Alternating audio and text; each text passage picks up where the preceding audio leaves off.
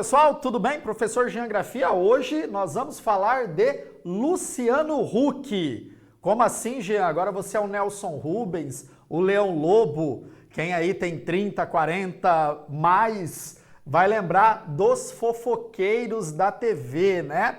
Mas hoje eu vou ser um misto mesmo de Nelson Rubens com um analista aí dos debates geopolíticos contemporâneos. Por que, Jean, você vai falar do Luciano Huck?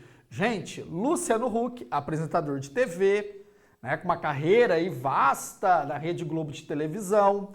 Hoje ele apresenta um programa aos domingos, substituindo o Faustão. Ele viajou até Kiev para gravar um documentário, isso mesmo, um documentário para falar da situação da Ucrânia. Jean, mas como assim? Não é o William Bonner que está fazendo isso? Ou outro repórter ali de peso da Rede Globo de televisão? Não, Luciano Huck. Luciano Huck pisou no solo de Kiev num momento complexo. O momento que Vladimir Putin e a Rússia atacam de forma muito veemente o território ucraniano. Tudo isso por conta, que eu já falei muitas vezes aqui no canal, da invasão da Ucrânia no território russo, conquistando aí 1.250 quilômetros quadrados, fazendo também ataques em algumas cidades, como Kursk, com drones.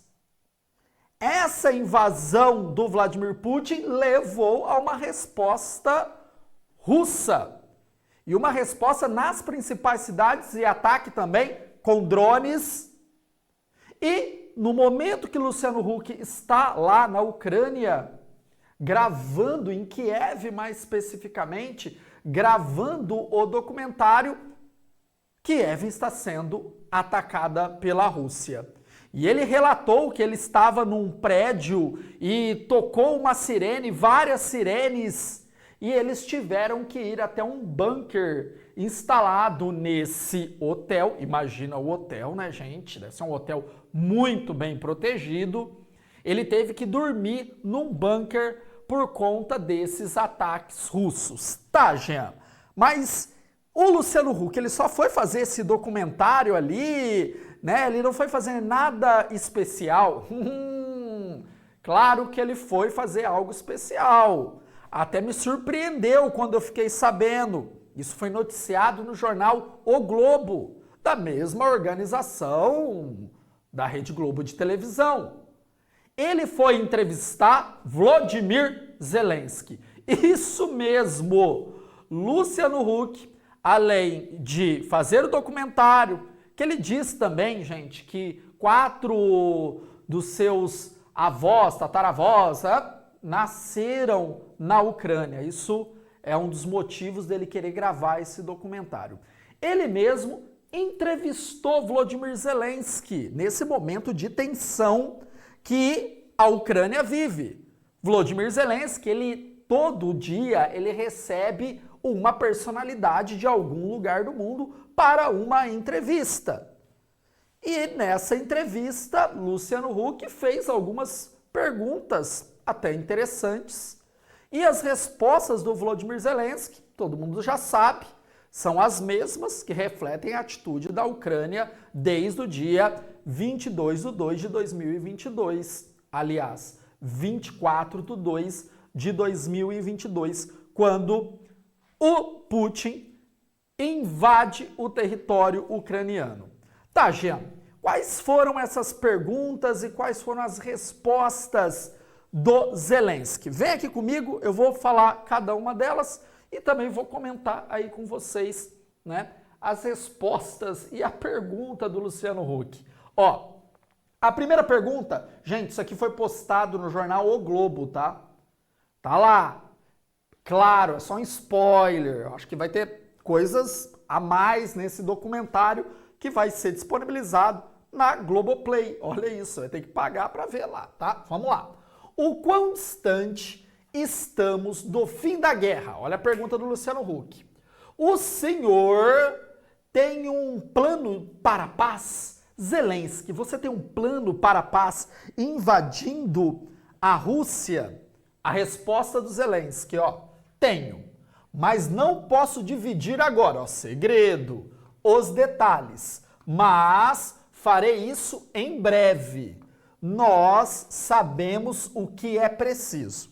Não respondeu nada, né? Então, o Huck pergunta, e aí, essa guerra vai acabar? Você tem um plano? Ele fala, tenho, mas não vou falar agora. Olha a segunda pergunta. O senhor está disposto a sentar-se com Putin para debater esse caminho para a paz, como ele fez lá na Conferência da Paz na Suíça? Convidou Vladimir Putin, só que não, né? Vocês se lembram que o Zelensky quis, né, organizar ali um caminho para a paz e assinar um tratado de paz sem a presença do outro, sem a presença de Vladimir Putin. O Brasil falou, então nem vou. A China falou, então também nem vou. E ó, calma aí que tem uma pergunta relacionada ao presidente Lula. É claro que ele ia fazer. Vamos ver a resposta do Zelensky aqui, ó. Estou seguro de que a maioria dos países vai apoiar o plano que eu vou apresentar. Cara, a maioria dos países, então vai, os países europeus, os Estados Unidos e Tuvalu, cara, né, a maioria é quem tem peso geopolítico que tem que aprovar, né? Então não adianta todo mundo apoiar se a China falar não, se o próprio Brasil se posicionar negativamente em relação a esse projeto de paz vindo do Zelensky. E nós queremos os russos participando. Ó, uma evolução aí. Eles precisam estar no Tratado de Paz. Ah, caiu a ficha agora. E por isso que estou preparando um plano que vai, ali, pressionar o Putin a sentar e terminar com a guerra. Ao invés dele chegar ali, encontrar um caminho equilibrado entre as partes para resolver o conflito, não, ele quer pressionar o Putin a aceitar. Gente, o Zelensky, a Ucrânia, vai pressionar o Putin, a Rússia. Vou pressionar o Putin. Putin, agora você vai ter que aceitar. Senão você está ferrado. Gente, você sabe que o jogo geopolítico não é bem assim, principalmente um país que tem ogivas e ogivas nucleares. Né? Eu acho que esse pressionar aqui, vamos torcer para a tradução não ser a correta, tá? Porque não cabe a uma relação, um debate dentro das relações internacionais. Vamos lá, outra pergunta do Luciano Huck, ó. O senhor está disposto a devolver as terras russas se eles devolverem as terras ucranianas? Aí a resposta do Zelensky, sim, nós não precisamos das terras deles. Tá, vamos lá.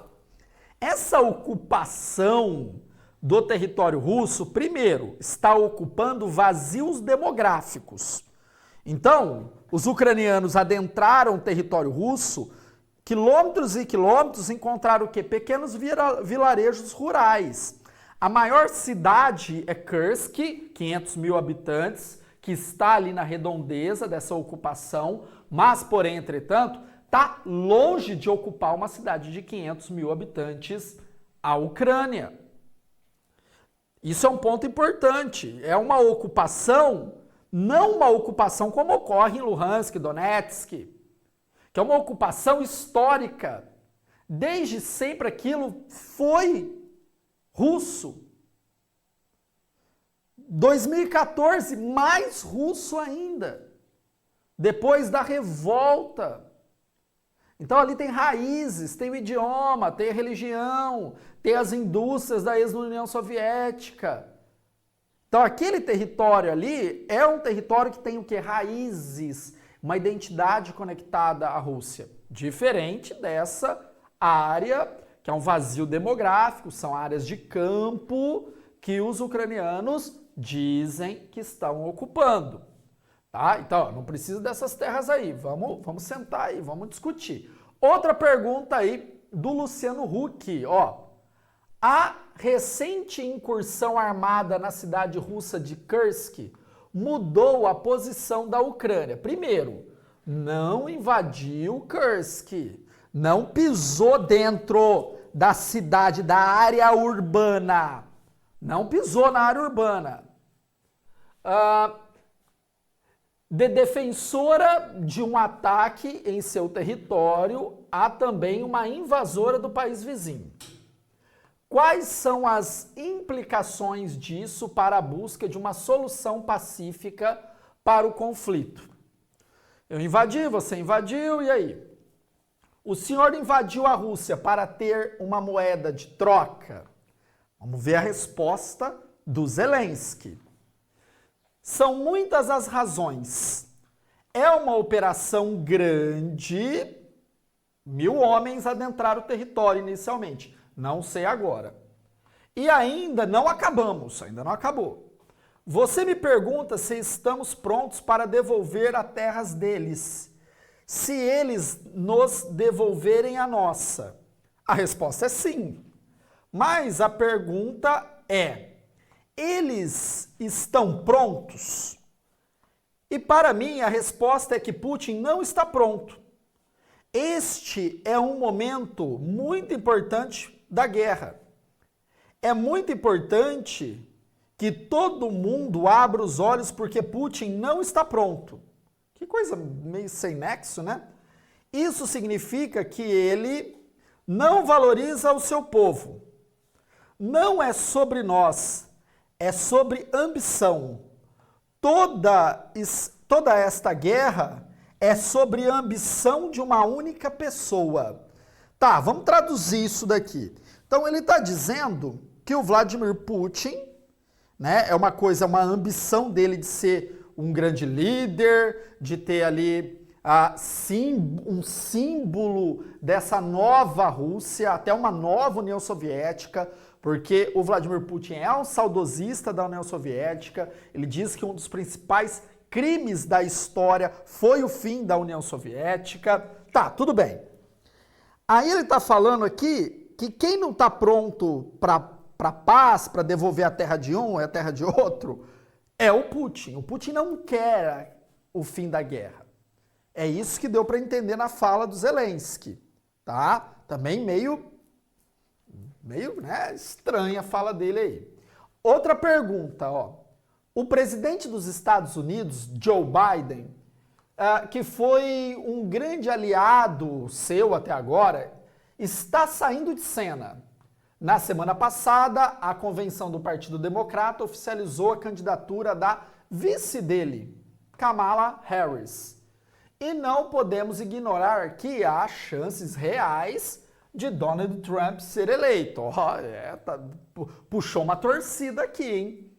Ele já disse que no cargo acabará com a guerra em 24 horas, o que significa o corte total do apoio à Ucrânia. E é verdade, isso foi fala já do Trump. O vice da chapa republicana, J.D. Vance, vai além. Ele defende o congelamento das fronteiras como está hoje. Rapaz, olha, com a Rússia anexando as áreas que ocupou. E que os Estados Unidos deveriam se preocupar com a China e não com a Rússia e mandar armas para Taiwan e não para a Ucrânia. Como o senhor enxerga essa eleição aí nos Estados Unidos? Claro, cara, com certeza ele vai, igual um sabão, né, nessa resposta. Olha lá. Eu estou preparando um plano vitorioso para a paz.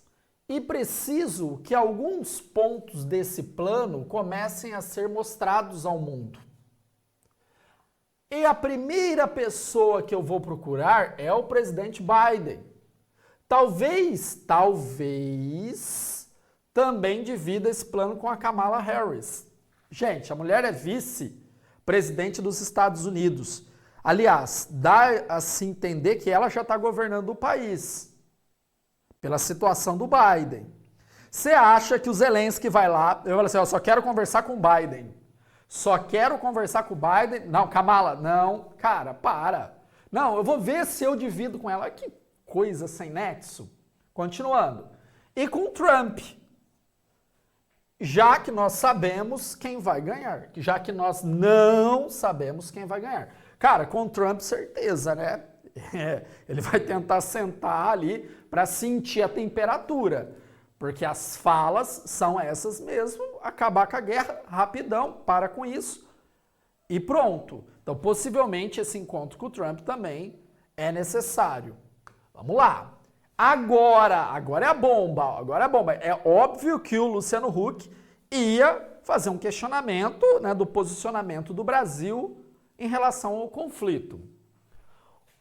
O Brasil se nega a tomar partido abertamente na guerra, alegando neutralidade.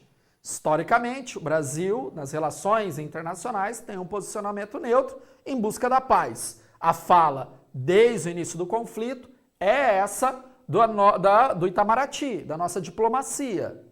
Então, segue a nossa tradição. O presidente Lula disse recentemente que não há razão para procurar culpado na guerra. O que você acha disso?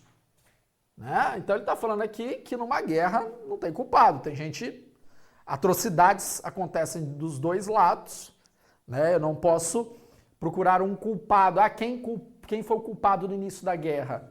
Para muitos a narrativa foi o Putin que invadiu. Para outros foi o Zelensky que quis mudar a política da Ucrânia, se bandeando para o lado da Europa, colocando a OTAN encostada na Rússia, que historicamente tem um embate direto com a OTAN. Quem sabe um pouquinho de história é só lembrar lá, né? Guerra Fria, Pacto de Varsóvia, OTAN, precisa entrar nesses detalhes.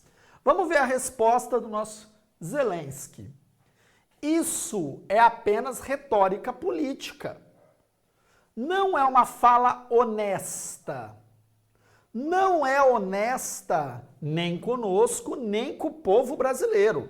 Cara, sinceramente, eu acho que até antes da guerra, o Zelensky nem sabia o que era Brasil, tá? Porque o Brasil tem poucas relações econômicas com a Ucrânia. Então, não é assim um parceiro comercial, não tem raízes, né, que se conectam os dois países. Ah, tem ucranianos aqui no Brasil? Tem, né? Por conta da Segunda Guerra, migração em algumas localidades do país, principalmente no sul. Mas não há uma ligação entre os dois países. Então, essa fala dele que dá a impressão que ele conhece, né, o Brasil na palma da mão, porque todo mundo sabe quem iniciou a guerra. A equipe dele é do Lula, tá? A equipe dele trouxe uma resolução para nós. Então, trouxe uma tentativa de um acordo antes do encontro pela paz. Então, antes daquele encontro que só tinha ali a presença dos seus parceiros, né, do Zelensky, o Brasil vai lá e fala, ó, eu quero resolver isso, eu tenho aqui, né, uma saída para a paz. Mas o Brasil não quis vir. Então, no caso ali, ele está falando que o Brasil não quis apresentar isso nos debates. O presidente Lula não quis vir. Foi uma pena.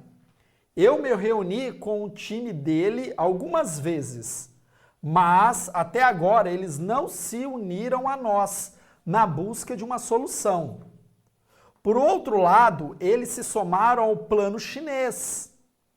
Cara, falando isso da China assim abertamente, o primeiro-ministro Modi da Índia, que visitou há pouco tempo a Ucrânia, esteve aqui há 2 dias e me perguntou qual é o seu pensamento sobre o plano chinês. Eu disse que não é um plano, é apenas uma declaração política, só para dizerem que não estão alheios à guerra, mas é apenas algo no papel.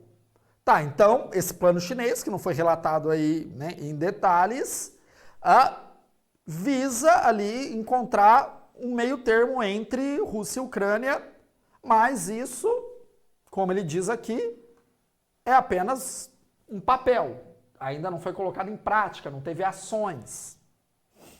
Eu entendo apenas propostas concretas e honestas.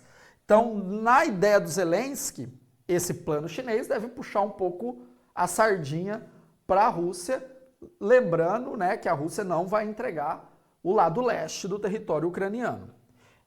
Eu falo apenas pelas nossas vítimas, pelos nossos mortos. Então, se você quer nos ajudar a parar a guerra, ou nos ajudar a fazer com que Putin pare com a guerra, nós temos que nos unir. Tá, então ele está falando aqui que o Brasil tem que se unir à Ucrânia, aquilo que a Ucrânia quer para acabar com a guerra. E não um acordo. Você não vê ali nenhuma resposta ligada a um acordo de mediação de situação. Né? Ah, vocês podem falar aí nos comentários, eu tenho certeza. Se invadir a sua casa, mas a Rússia que invadiu.